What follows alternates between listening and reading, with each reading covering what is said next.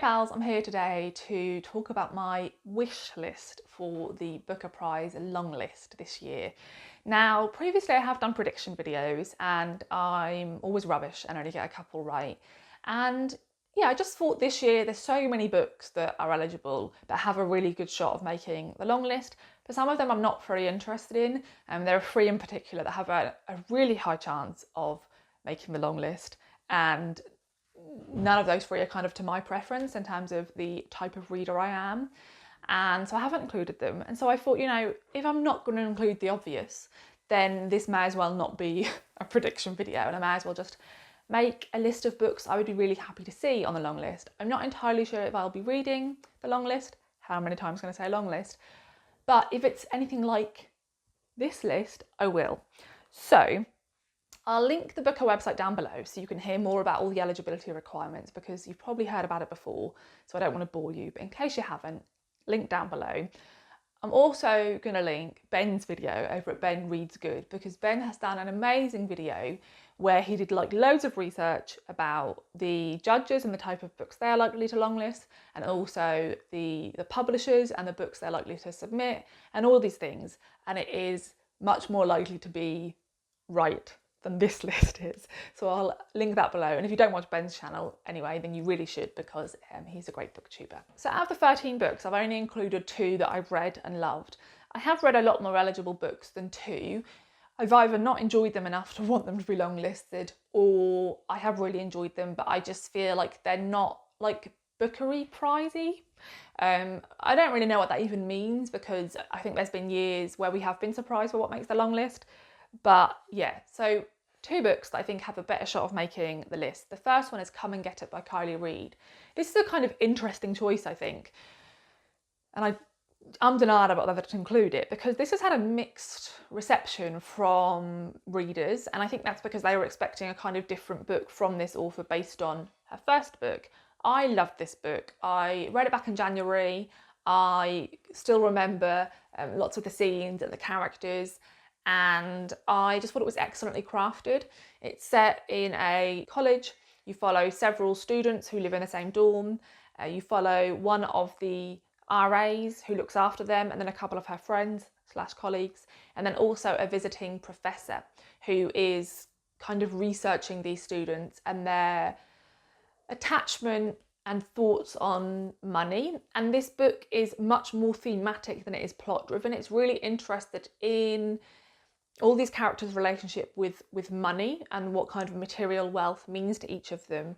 But in examining that, it also examines any privileges or powers over one another they may have, and how they misuse them, and how they feel about it after that misuse. I thought this was just brilliantly crafted. I think she's a really strong writer. I don't think there's a single word that doesn't need to be there. I think she really excellently examines the themes she's talking about.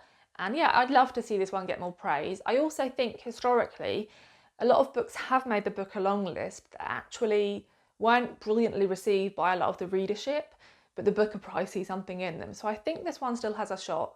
And yeah, I'd just love to hear her get some more praise for this one, because I think she really deserves it. The next one is The God of the Woods by Liz Moore. I couldn't not include this book.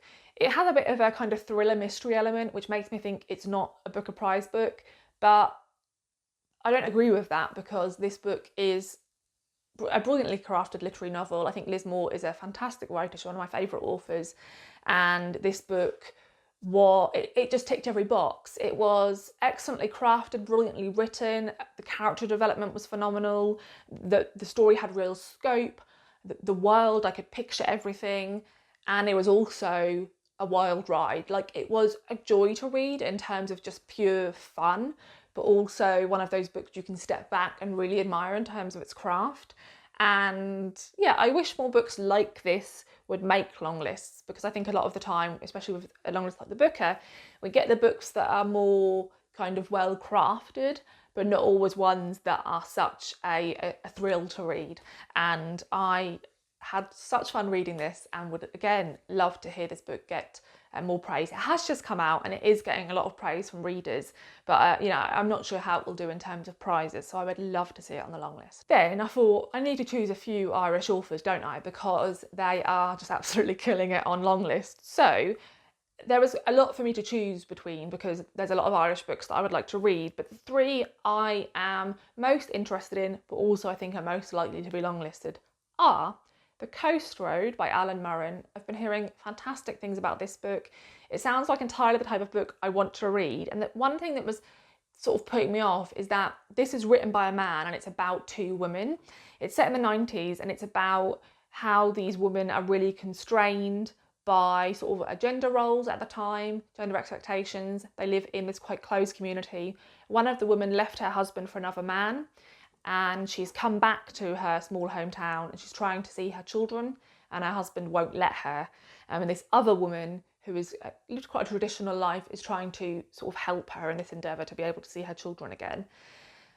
And I just think, yeah, a book like that, my preference would be that it is written by a woman, but I have heard from reviewers who've really enjoyed this book that they think Alan Murren did a really good job of like presenting these women truthfully, and yeah, just dealt with it really well. So I definitely want to read this one. I'm going to give it a go on audio. And then we have Wild Houses by Colin Barrett. I'm pretty sure this is his debut novel, but he's previously written a couple of short story collections that have been really brilliantly received.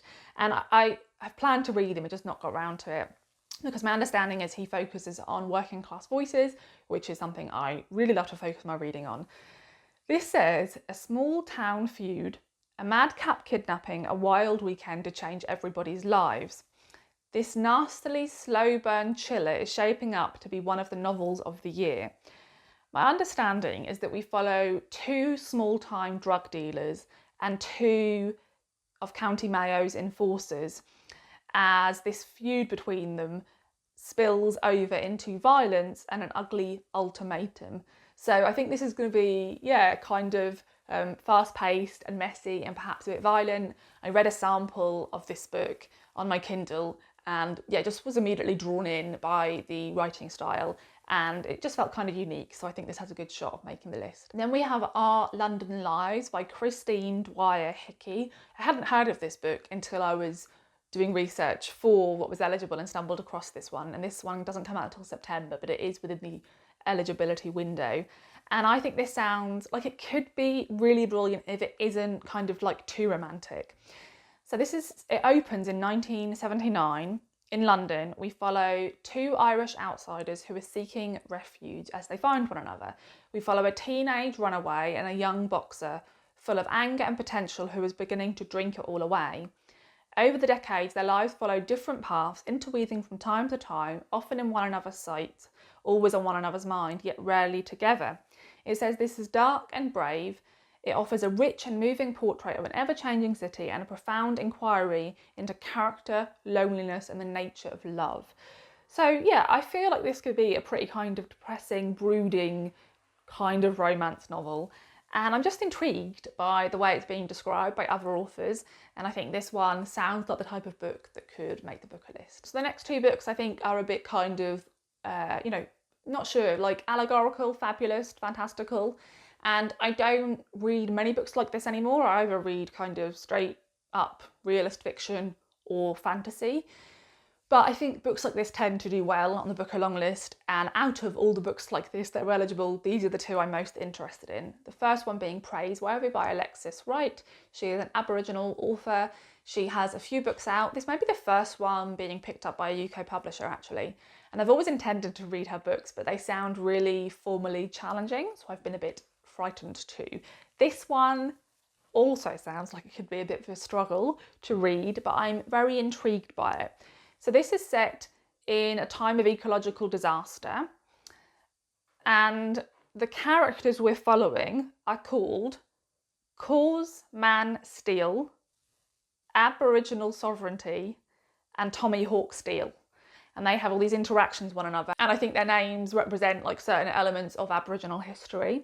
It says, told with the richness of language and scale of imagery for which Alexis Wright has become renowned, Praiseworthy is a marvel of explosive sentences, a shock to allegory, an outraged cry against oppression, and a biting satire for the end of days. So yeah, I'm very intrigued by this one, but yeah, perhaps most intimidated by this one out of all the ones I've included on the list. The next one is The Other Valley by Scott Alexander Howard. I'm intrigued by the premise of this one, and initially I heard the premise and I was like, oh, that sounds kind of novel, but I don't know if I'm going to bother with it. But then I read a Kindle sample of this one as well, and yeah, immediately felt quite interested in the characters and where the story was going, and yeah, I just feel like this is the type of novel that the booker is often interested in. The premise of this is the story opens in a town set in one valley, but on either side of this valley there are two other valleys, one in which it is the same town but I think 10 years in the past, and one that is the same town but 10 years in the future. And some people are allowed to get special passes to visit either the past or the future, and it's about somebody whose job it is to authorise those passes, so they have like more access to these areas. I just think that sounds really interesting. I am always interested in fiction and non-fiction that looks at memory and nostalgia, because I think they are such powerful drivers in our lives, and I think this kind of setup could have a really fascinating look into those things. So yeah, I would like to read this one. I would love to know if you have read it. Then we have Blue Hour by Tiffany Clark Harrison. This is a relatively short novel that comes out at the end of August. This was a Barack Obama summer reading selection, which I think bodes well. Like, the books he chooses usually do fairly well on prize lists. It says this is an urgent, heartbreaking and profound meditation on motherhood, art making, uncertainty, the ongoing violence of American racism and police brutality, and the courage it takes to choose the future. Now, this is quite a short novel, and my understanding is this is very much focused on its themes and character development, but when you read the blurb it sounds like there's quite a lot going on, but I don't think it's going to feel like that in terms of plot, if that makes sense. It's more rich in terms of themes, which is what I love to hear. So we follow this woman who is a gifted photographer, and she has been struggling with fertility. But at the time she's struggling with that, she hears about another incident of police brutality against a young boy who was in her photography class. And it makes her start to question the kind of ethics of bringing a black boy into present day America. And in questioning that, she starts to make a documentary about motherhood that explores all of these things she's struggling with. I think it sounds really interesting. It says it's a fragmentary debut with unignorable storytelling power for fans of luster, weather, and girl, woman, other.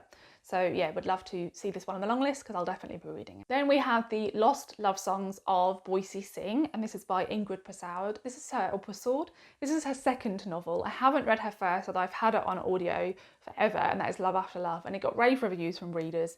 And I think this one is also going to get rave reviews from readers, but hopefully more attention from long lists. So this sounds really interesting. We follow 4 women, and it says these 4 women are all connected and controlled by one man, the notorious charismatic gangster Boise Sing.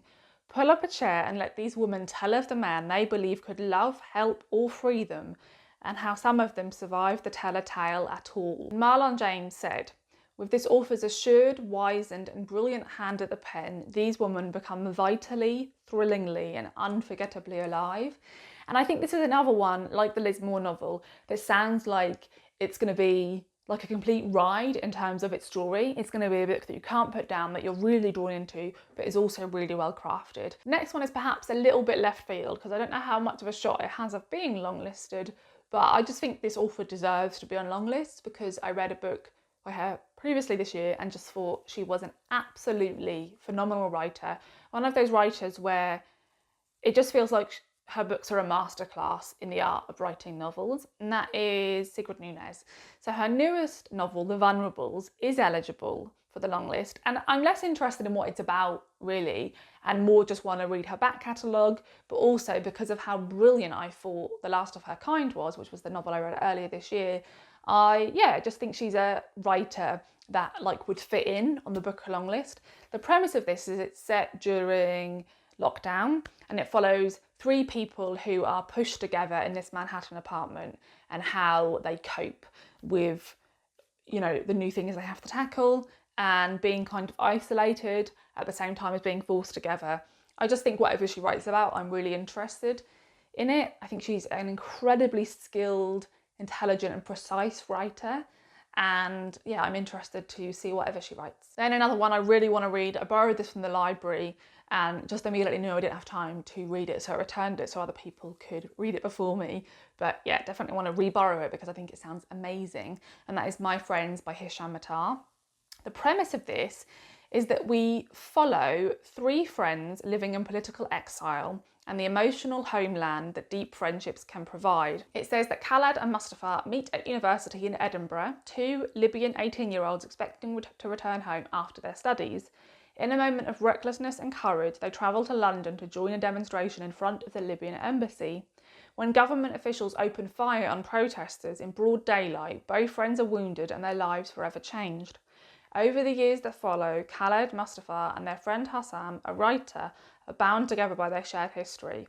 If friendship is a space to inhabit, theirs becomes small and inhospitable when a revolution in Libya forces them to choose between the lives they've created in London and the lives they left behind. So I think this is obviously a really timely story. Again, I read a little bit of the start of this and was immediately drawn in by the writing style. I think he's writing about really interesting things and I've been hearing amazing reviews for this one. The next one is Long Island Compromise by Taffy Brodessa Akner. This is her second novel following her first, Fleischman is in Trouble, which I've intended to read and haven't gotten around to, so I'll probably read this new novel first because I'm so intrigued by it. It's described as a sensational epic novel and it's almost 500 pages, which is, you know, around the length of books I tend to really enjoy. It says this is a darkly exhilarating novel about an American family and its inheritance. So in 1980, this man, Carl Fletcher, is abducted. He's a really wealthy businessman and he's abducted from the end of his driveway in a really lovely neighbourhood in Long Island. His family, after he's brutalised, pay the ransom and he gets brought home and they're like, done and dusted, we can all move on happily, we've still got a shit ton of money. 40 years later, Carl's mother dies, and after the death of his mother, all the trauma about this kidnapping resurfaces and starts to dramatically affect the lives of Carl's wife and their 3 adult children. And they have to reckon with the fact that this wealth they have didn't solve this problem and didn't buy them the safety and security they thought they'd have. And then you just sort of watch as all the dominoes fall around these people. So I don't usually love books that span a lot of years, but I think the way this is described, I'm gonna kind of like the way that's handled. And I just think that, again, this sounds like it could be a really kind of epic, fun novel to read whilst being really well written and discussing interesting themes. And if I'm going to read about rich people, I want to read about rich people when we're kind of, you know, not loving them because I find it really hard to get on board with sympathising with incredibly privileged people. But if an author does manage to make me do that, which was the case with Liz Moore's They Got Out of the Woods, then I will take my hat off to them. And yeah, just really excited by this one. I'm hearing great things and think she has a shot of making the long list. This last one I heard Ben talk about in his predictions video and immediately was just like, that's the sort of book I would love to read. So yeah, had to add it to my wish list, and that is The Fertile Earth by Ruth Vika Rao. This is another chunk, it's just under 400 pages. It says this is a sweeping story of forbidden love, of friendship and betrayal, power and revenge, set against the tumultuous political landscape of post-independence India. We follow 4 children who have different social status and power, and it says they never really should have spoken, but they manage to form a friendship. The bonds they form are intense and dangerous. When they are caught up in a devastating accident, the consequences ripple through their lives and send them scattered to different corners of India. But years later, when violent uprisings tear across the countryside, they find themselves irrepressibly drawn back to one another, despite the differences in their class and background. It says this is beautifully written, immersive, clear-eyed in its depiction of caste and oppression, yet tender in its portrayal of heartbreak and hope. I think in terms of the themes this book is tackling, it sounds like it has a good shot of making the long list. So this one falls entirely down to the writing style. I haven't read a sample of this one because it isn't actually out yet.